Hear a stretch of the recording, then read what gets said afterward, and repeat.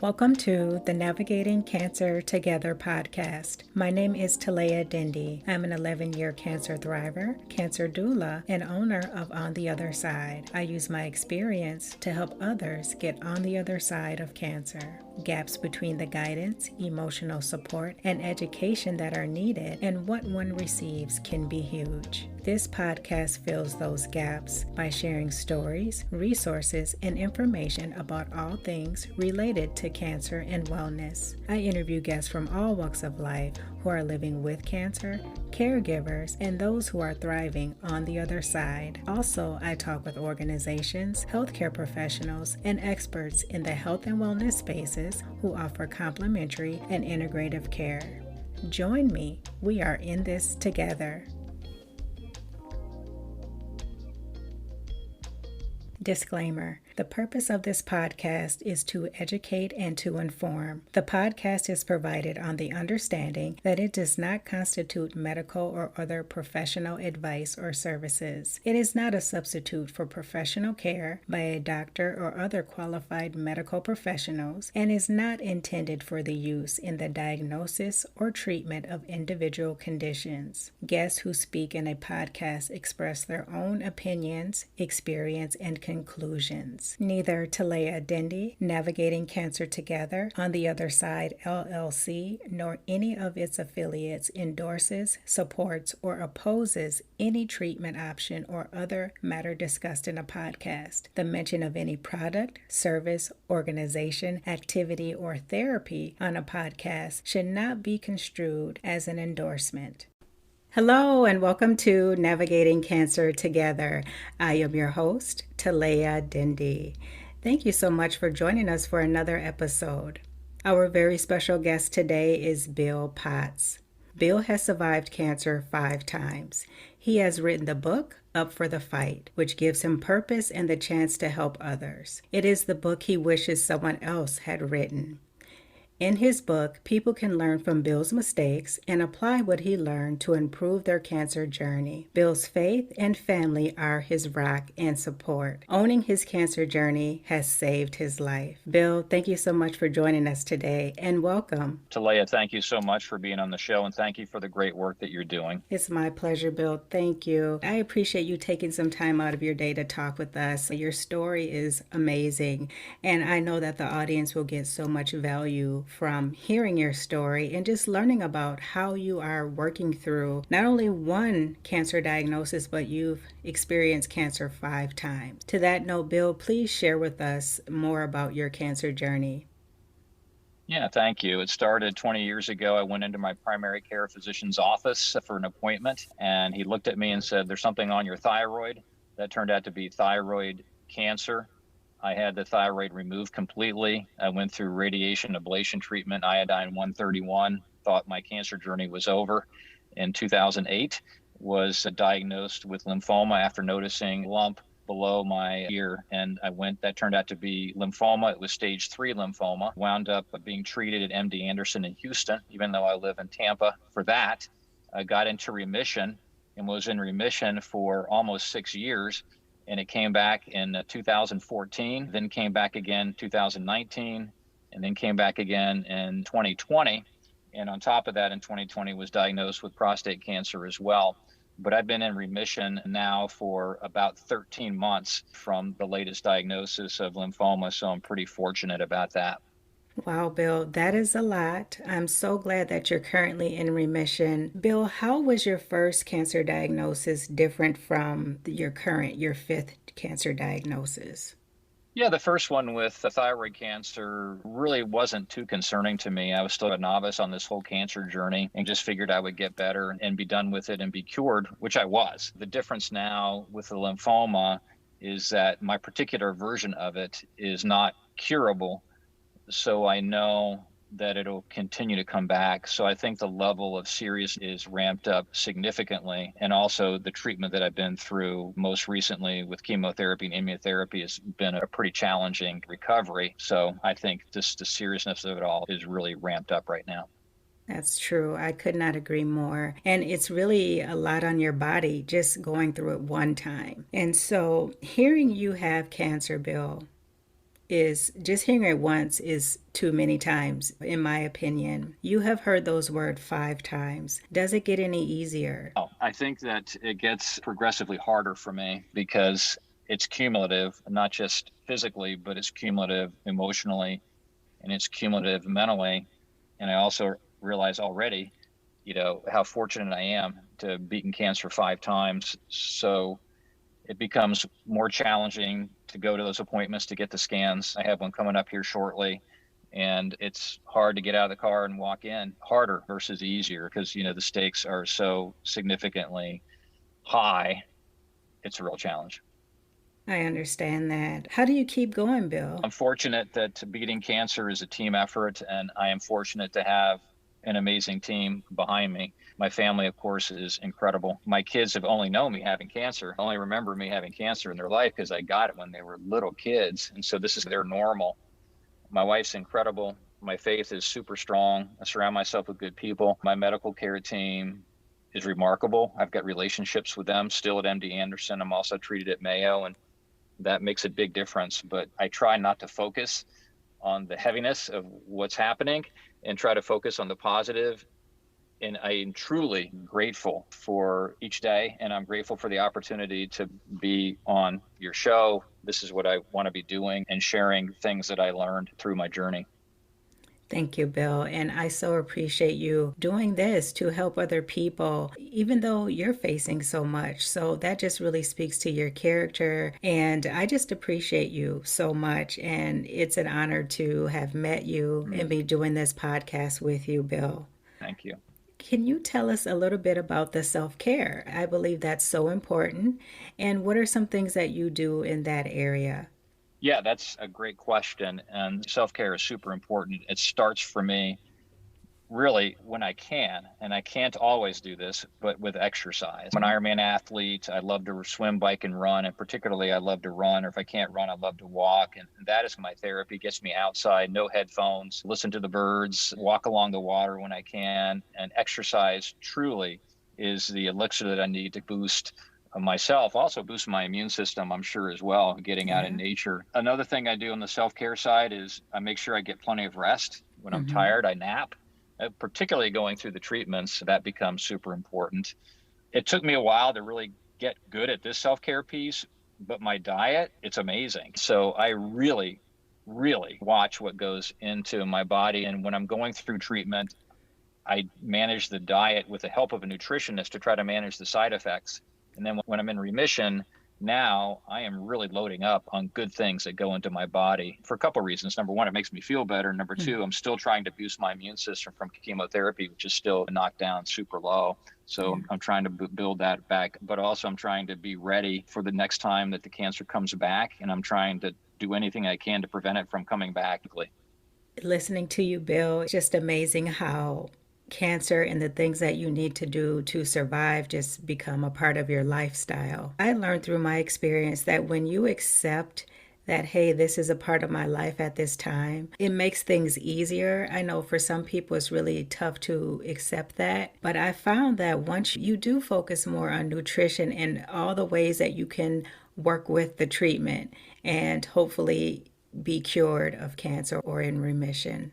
Yeah, that's a great question. I think the hardest part for me has been getting my hands around the loneliness of being immunocompromised, which I still am and still struggle with it. So for a couple of years, I've been really largely isolated. And for kind of a people person, it's been hard to get my hands around it. My family says I'm getting better, and I am, in the sense that I'm more comfortable eating outside at a restaurant where there's a nice little breeze. And I found all the things that I can do outside. For example, for Father's Day, I wanted to see Top Gun Maverick, which I can't go into a theater. So they rented the whole theater. Nice. Yeah, and it was remarkable. It literally made my entire month because I actually got to go into a movie theater. I hadn't been in over 2 years. Wow. So it was pretty cool. That's nice. I want to piggyback on something that you mentioned a few moments ago, Bill, and you talked about your relationships with your doctors and your healthcare team. Please share with us how you were able to create and foster those relationships, because I think that's a very important piece as well. It's interesting. I was really fortunate at MD Anderson is really when I started this. I didn't do it early in my journey with the thyroid cancer. That was probably a mistake. And I built that relationship a couple ways. Number one is I listen to them. I also question sometimes. I'd ask a lot of questions. I come in super prepared. So when I go into an appointment with my doctor, I have done my homework and I've got my list of questions. By the way, that helps build the relationship. The doctors like an educated patient that can say, hey, what about this? What about that? And have those conversations. I also have updates on my current situation. I try to understand who they are, not just the doctors, but the support team around me so that they know who I am and that I have a relationship with them. That's just how I am anyway. Sure helps for the medical care treatment when I can get 24/7 support from my medical care team and they'll say, oh, it's Bill. Oh, yeah, here's the situation. And they know it. So then they can respond to it. And that's been a huge benefit of what I've learned through my journey, which kind of ties into you have to own your own journey, which is the main big point of the book is you have to own it, not them, you. And to do that takes a lot of work. Yes, thank you so much for sharing that, Bill. I thought about that and I said, this would be very helpful for people to know because I know for some people it's a struggle. And it could be on the doctor's side or their side. But I always say just creating and fostering and participating in those relationships and in your care can make a huge difference. And one I learned in the last on 3, 4, and 5 cancers is that you can build a relationship with your insurance provider as well.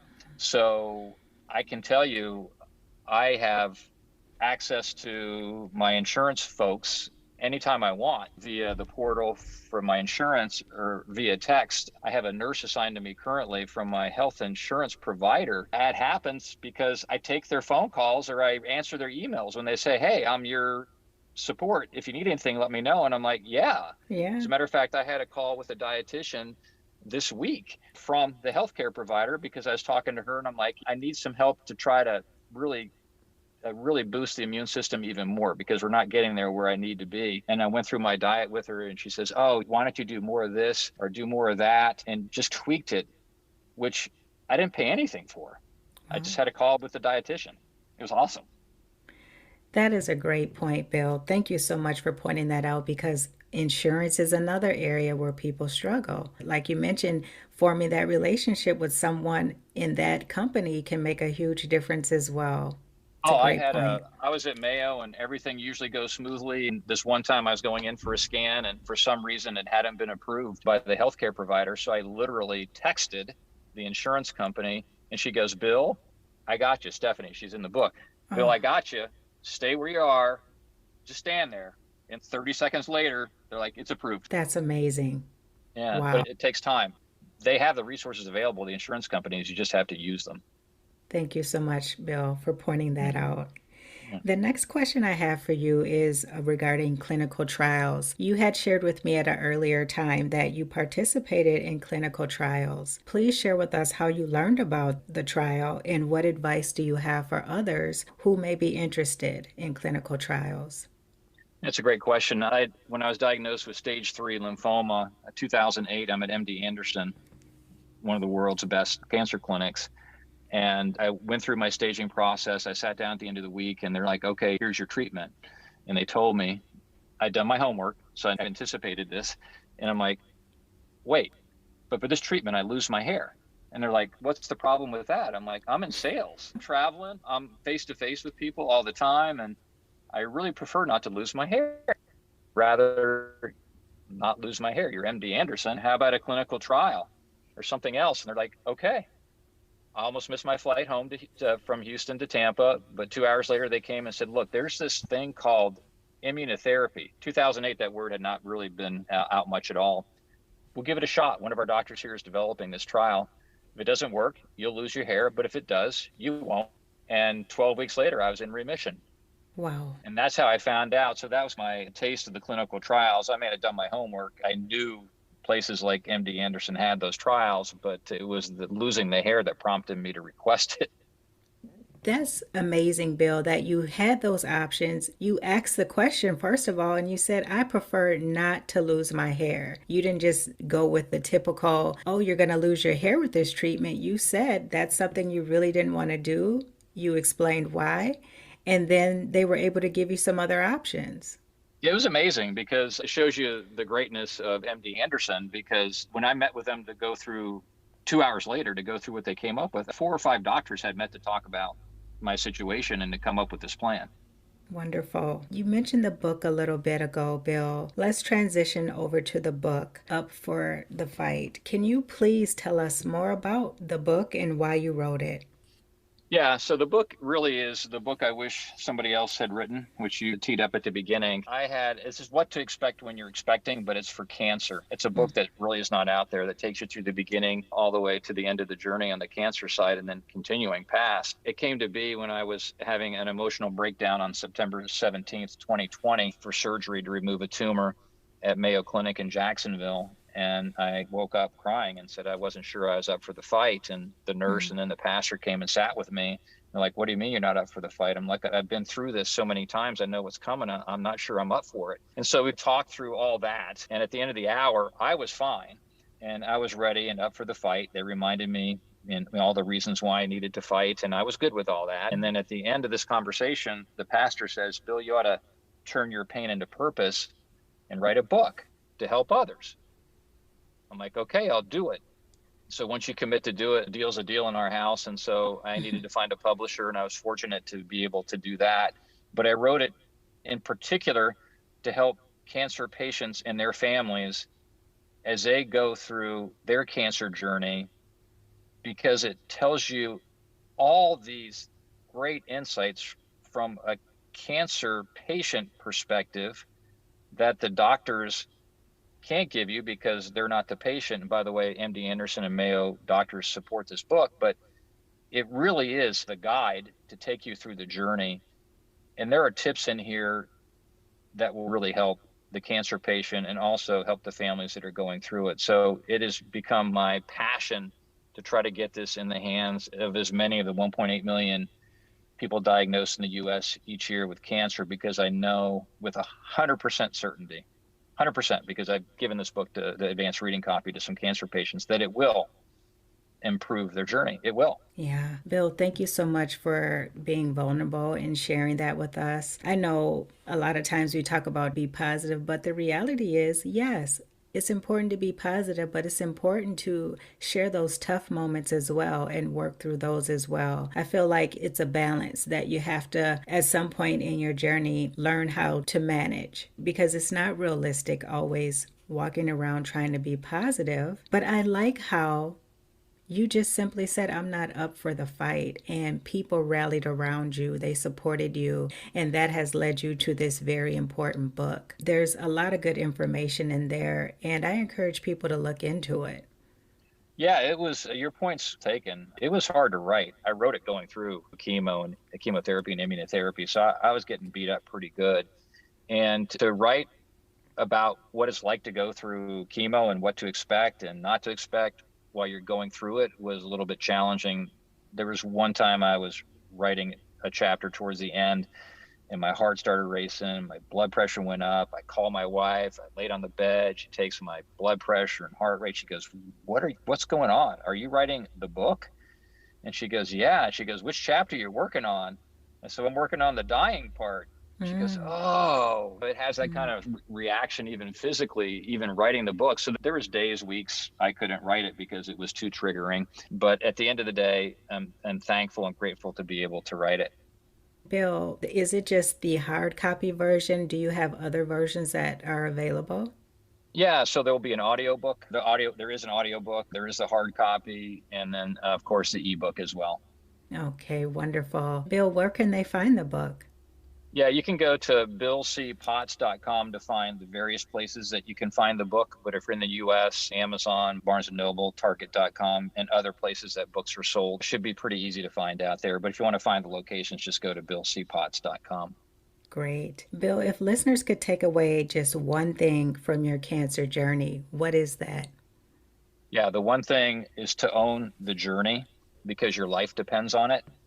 So be an educated patient, do your homework, take notes, listen, ask questions, challenge the doctors where you need to with your questions, but ensure that not just from the medical perspective, that you own your journey, but you own your journey from a mental health perspective, from an emotional perspective, from a physical perspective, that you own every aspect of the journey. Because if you own it, if it's like your job, set goals, timetables, all those things you would if it was your job, then it will improve the journey and potentially save your life.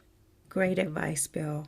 My next question is, how have you adapted your life knowing that cancer will be coming back? Yeah, having incurable cancer is a heavy concept. Knowing that it'll come back is even heavier. So I try to, aside from the fact that you can't get life insurance, I live each day for that day. I try not to look back, but I try to be present and live in the moment, on top of all the things I'm trying to do to be ready for when it comes back, the diet, the exercise, all those things. But mostly I lean into doing things that I want to do with the people I want to do. I prioritize how I spend my time. And that's been a real blessing of having incurable cancer. Thank you for sharing that, Bill. When and how did you get your head around the potential of dying? Yeah, that took me a long time. My faith really helps, but it probably really took me years into that journey to realize that as the numbers started piling up, dying was a real possibility. A close call in 2008, my first treatment. Each time it comes back, it gets more challenging. The cancer smartens up with the treatments and things like that. But the way I got my head around it, my faith got strengthened. It's tightened my relationships with friends and family. I actually tell my friends, even my guy friends, that I love them. Mm-hmm. And I would never have done that before, but then they tell me they love me back, and it's magical. Yeah. So I lean into the relationships and lean into the people, and I lean into my faith, and that's what gets me through it. Faith is everything, and it really helped me get through my cancer journey as well. It actually grew. Did you find that in your case as well, Bill? Yeah, for sure. The faith grew. You're praying for guidance on where to go and what to do and what treatment and when and all those kind of things. And those keep getting answered.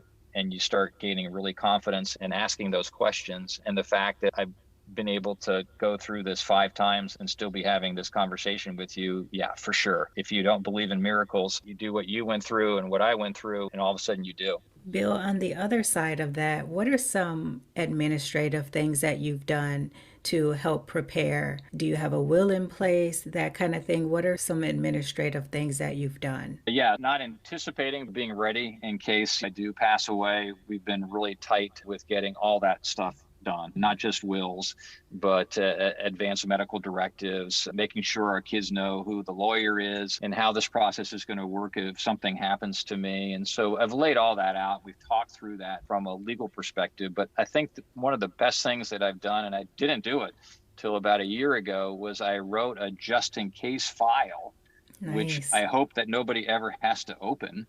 But it's a file that, handwritten, that lays out all the other stuff. Well, what type of funeral I want. Hey, what do you do with my stuff? Notes to each of the kids with key things I want them to take away from my life. Things with my wife. And the idea, if that time comes, that I've made it easy for them so that it's packaged up. The lawyers can handle the estates and all those kind of things, and then they can open that just in case file, and it's all laid out there, including like what to do with social media accounts, how to access Wow. my computers, setting up legacy accounts on Facebook so that my wife can go in if something happens to me. Just trying to clear the deck and Yeah. put as little stress on them if something happens to me outside of the big picture of something happened to me, but those other details are going to be handled. Bill, I just want to applaud you for that. That's amazing that you're doing all of that. And that shows the love and concern that you have for your family.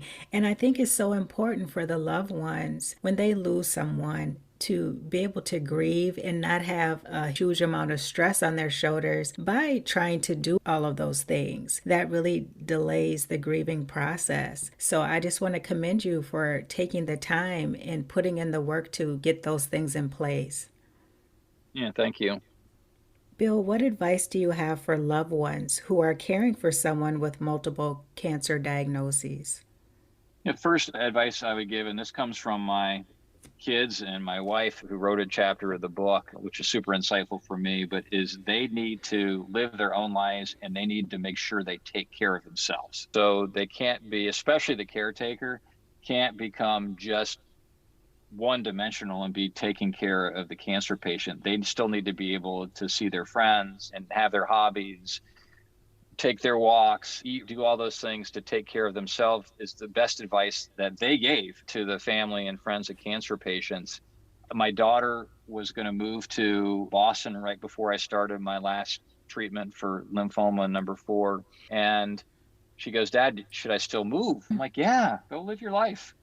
We can FaceTime every night," which we did. And we'll stay in touch. And it worked out great. Wonderful. I like that too. You have to find a way to live your own life and just try to keep going, because I think it also helps the patient by not feeling guilty that you've interfered with your loved ones' lives, if that makes sense. That's 100%. You nailed it. Bill, I just want to thank you so much for really just sharing so much insight with us. I want to thank you for being vulnerable. I want to thank you for writing the book. Thank you. Thanks for what you do. My pleasure. Before we end today, Bill, I like to ask my guests 2 questions. The first one is, what is something that you've learned in life that you would like to share with the listeners?